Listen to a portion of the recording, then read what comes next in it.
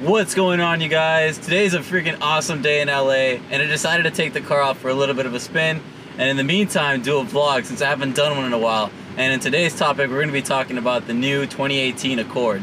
So in case you guys haven't noticed, the 2018 Accord has been leaked, and I gotta say, it's a pretty cool looking car in a way, but more importantly is the features that come along with it, and I kind of want to talk about it. So the first thing we're going to get into is what the car is going to be coming with. It looks like the car is going to be getting rid of all naturally aspirated engines. So there is not going to be any more K24, and there's not going to be no J series. The V6 and the naturally aspirated 2.4 liter, they're gone. And instead, what's going to be put into place is the 1.5 liter that you get from the Honda Civic, and also you're going to be getting the 2.0 liter turbocharged engine that you get from the Civic Type R, and that's going to be going, of course, into the range topping models, and of course I think the sport model is going to be getting them too. So with the introduction of the new Honda Accord, that means that Honda is pretty much playing along with their new design language, and that's basically what you see on the Civic, what you see on the Pilot, and pretty much all the latest Honda cars that you see out there. It's kind of a good thing and a bad thing because I'm a huge fan of the current generation Honda Accord. I think the styling on that car is just on point. So let's talk about what's going to be different for the new 2018 Accord from the previous model. From what I understand, it's going to be slightly shorter than the previous model or the current generation model, but at the same time it's going to be bigger.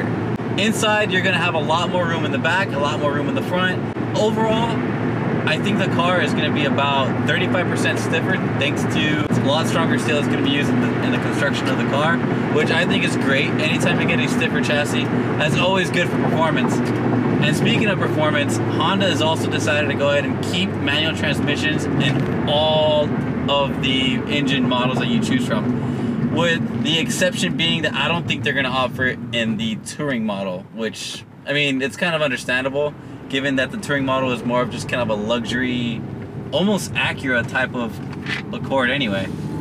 At the same time, they're going to be go ahead and reintroducing knobs back into the infotainment system. So instead of having just touchscreen and like touch this and touch that, you're going to have the luxury of having a physical knob to change the volume, change the channel, which is really good. And I think that was one of the things that was lacking in a lot of the Honda designs, a lot of the infotainment systems that they have. Now, I kind of didn't really see if they're going to be doing a full digital dash on the car. It looks like it's going to be a full digital dash. I wouldn't be surprised if they don't include that for like the LX models or for some of the EX models, but maybe they will include it in the Sport model, which will be really good. And also, of course, it's going to be standard on the Touring model because it's the Touring model. Of course, it's going to have all the bells and whistles. Some of the things that I like about the new Honda Accord is the fact that they're going to be using a lot more technology in this car, and that kind of includes Honda Sense. And if you guys don't know what Honda Sense is, it's pretty much the company's way of putting adaptive cruise control, lane assist, blind spot warnings. That's their thing, and they're going to be putting that as standard on all the models, which I think is a really good thing. At the same time, what they're doing is they're changing the entire interior of the car, and I think it looks really good. The interior is going to look a lot more expensive. It's going to have more of a luxury feel to it, and it's also going to look more technologically advanced for what the Accord is.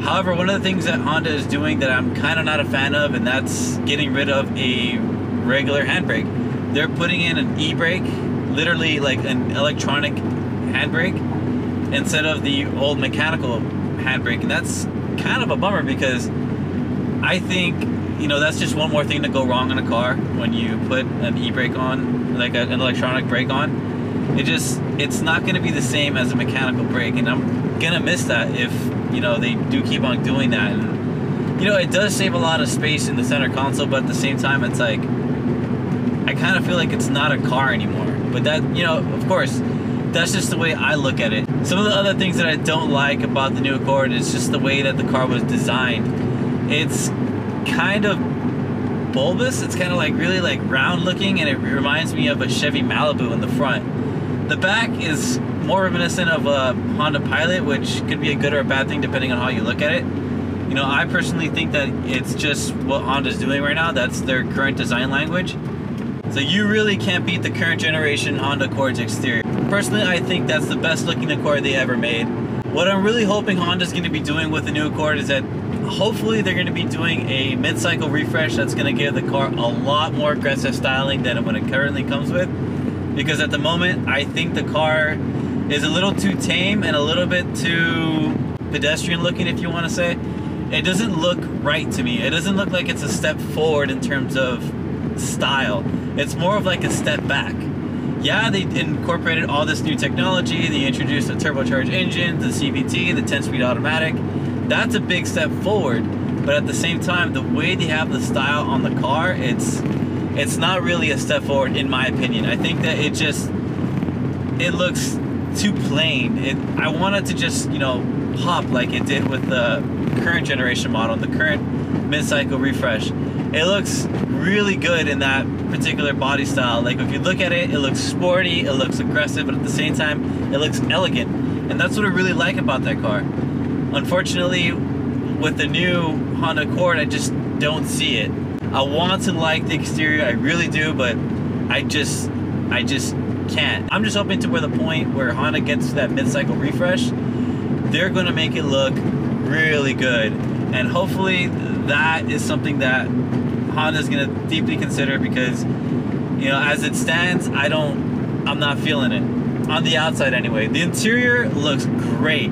I think that's a big step forward, especially when you have the digital instrument cluster. And even though I'm gonna miss the analog cluster on the current Honda Accord, a digital cluster is always welcome. So what do you guys think about the new 2018 Accord?